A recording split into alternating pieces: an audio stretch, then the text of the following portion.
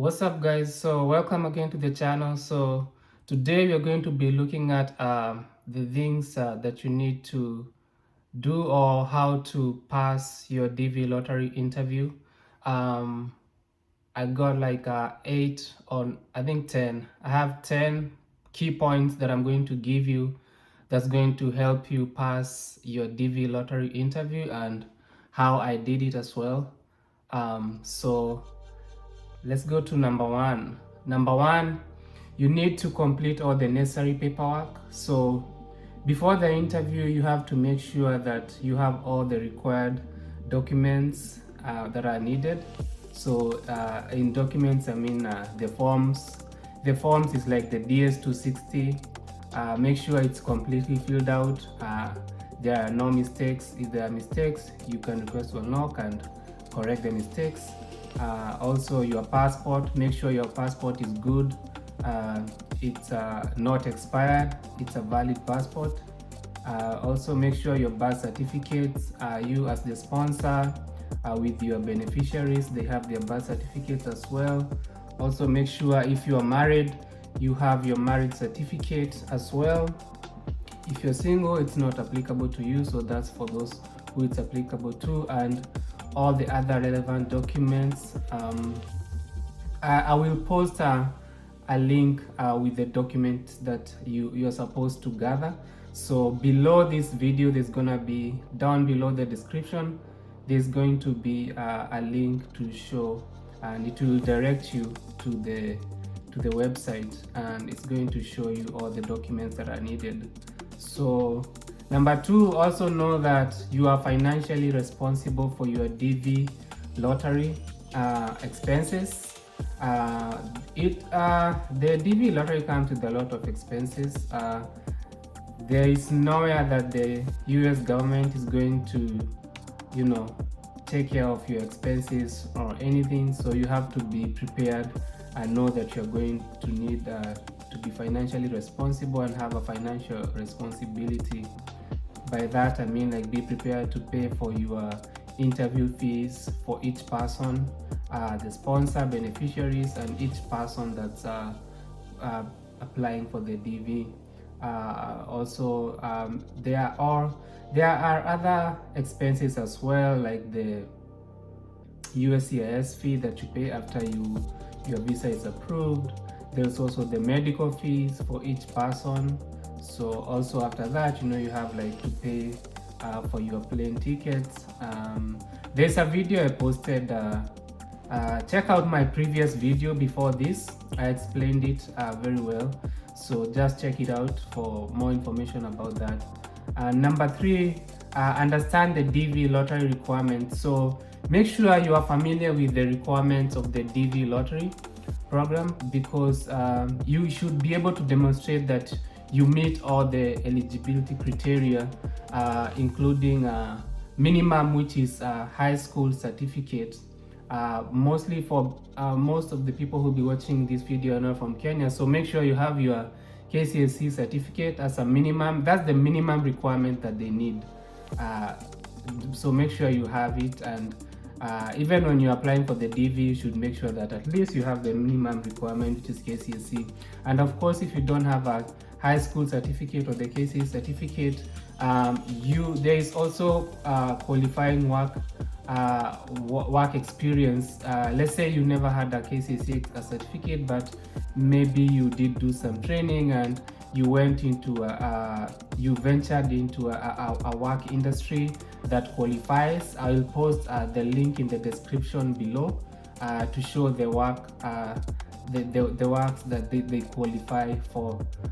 Number four, this is you need to be prepared or practice for the interview. Practice for the interview because the interview will more than likely include questions about your background, because all they're gonna ask you is the things you filled in your DS-260. They don't know you. They know you based upon your DS-260, and maybe if you've ever tried to travel to the US with an immigrant visa, all that data is in the computer. So if you are asked a question about if you ever tried and you never got a visa. Just be honest as possible. So practice for the interview, guys. So you can go through the DS260. Make sure that you are familiar with everything that you filled out. Also make sure that you know the name of your host, because sometimes we have relatives assisting us to fill out the DS260, and maybe we are not sure about all the, because there's a lot. It can weigh you down, and as a first time, maybe you're not sure of what this is, what certain terminologies mean. Go through the DS260. If you have questions, you can ask me on the comment section here below if you're going through the DS260 and you're not sure about something. Yeah, so make sure you know the name of your host, you know the state where you're going, and the city. Let's say, for example, you are going to Houston in Texas.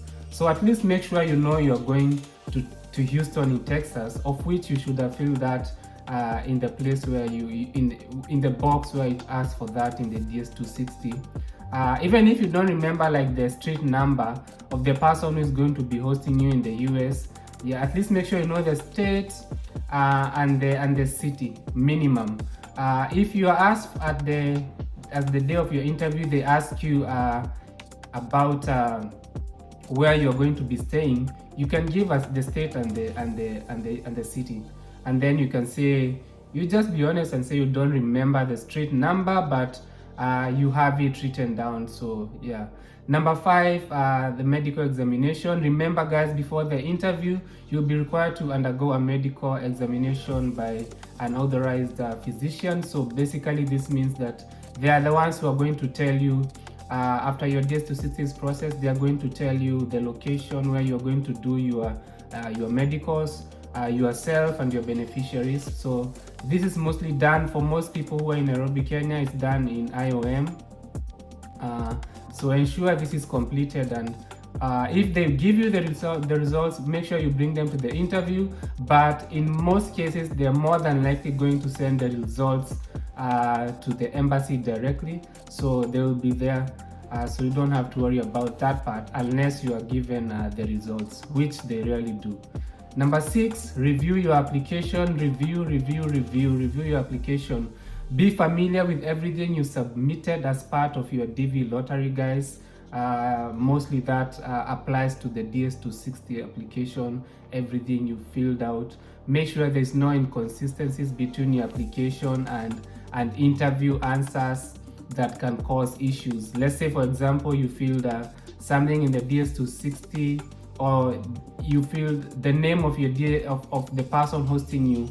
It should be on your DS260, and then they ask you at the day of your interview, what's the name of the person who is hosting you? You should be able to give the consistent answer that you put on your DS260. So don't give a different name or say I don't know.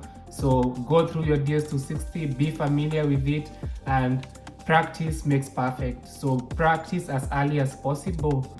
Number 7, understand US immigration intentions. So at least know if they ask you what you're going to be doing, which they rarely will.